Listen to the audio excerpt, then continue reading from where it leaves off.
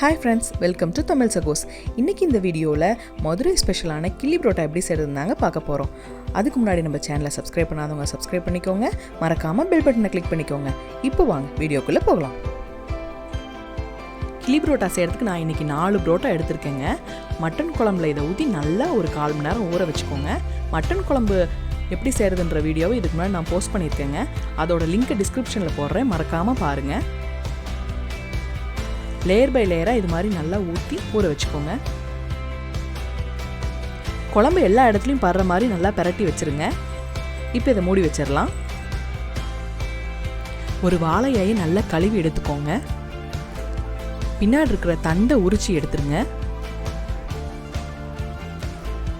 இதை இப்போ லைட்டாக நல்லா நெருப்பில் சுட்டு எடுத்துடலாங்க.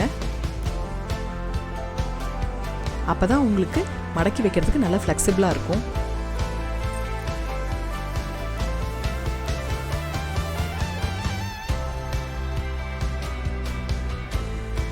பரோட்டா நல்லா ஊறிடுச்சுங்க. இந்த இலைக்கு மேலே சின்னதாக ஒரு இலையை வச்சுக்கலாம். இப்போ ஊறின பரோட்டாவை இது மேலே போட்டுடலாங்க. இதுக்கு மேலே ஒரு கரண்டி மட்டன் சுக்கா வச்சிடலாங்க. மட்டன் குழம்பு எப்படி செய்கிறதுன்ற வீடியோலேயே மட்டன் சுக்கா எப்படி செய்கிறதுன்றதும் சொல்லியிருக்கேங்க. லிங்க்கில் செக் பண்ணிக்கோங்க. இதுக்கு மேலே மறுபடியும் ஒரு பரோட்டா வச்சு மூடி வச்சிடலாங்க. மட்டன் குழம்பு ஒரு கரண்டி இது மேலே ஊற்றிடலாங்க. ஒரு சின்ன இலையை இதுக்கு மேலே வச்சு மூடி வச்சு மடிக்க ஆரம்பிச்சிடலாங்க. மடிக்கும் போது பார்த்து மடிக்கணுங்க, இலை கிழிஞ்சிடக்கூடாது. கேர்ஃபுல்லாக பொறுமையாக பண்ணுங்க. இப்போ இந்த சைடு மடிச்சிடலாங்க.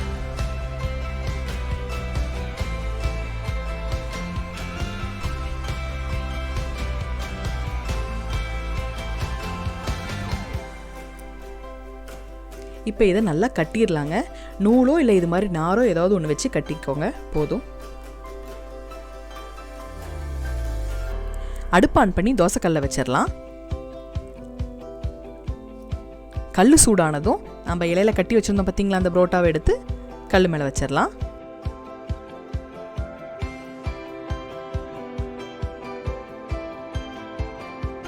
இதை சுற்றி ஒரு 1/2 டம்ளர் தண்ணி ஊற்றிக்கலாங்க.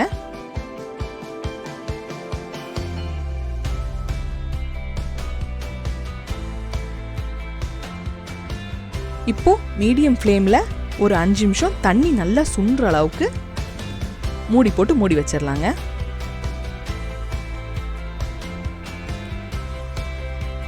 இப்போ தண்ணி நல்லா சுண்டிடுச்சுங்க.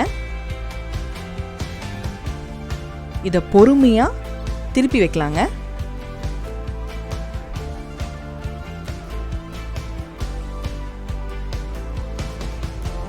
இப்போ மறுபடியும் ஒரு 1/2 டம்ளர் தண்ணியை சுற்றியும் ஊற்றி விட்டுறலாங்க.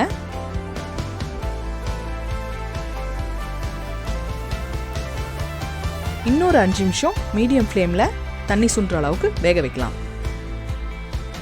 இப்போ தண்ணி நல்லா சுண்டிடுச்சுங்க. அடுப்பு ஆஃப் பண்ணிடலாம். இப்போ பொறுமையாக பிரித்து பார்க்கலாங்க. அவ்வளோதாங்க, மதுரை ஸ்பெஷல் கிள்ளி பரோட்டா அருமையாக ரெடி ஆயிடுச்சுங்க. இதில் ஆல்ரெடி கறியை வேற வேக வச்சு வச்சுருக்கோம். இதில் இன்னும் நல்லா வெந்து அப்படியே ஜூஸியாக செம்மையாக ஆயிருக்குங்க. பிச்சு சாப்பிடும் போது அவ்வளோ சாஃப்டாக இருக்குங்க.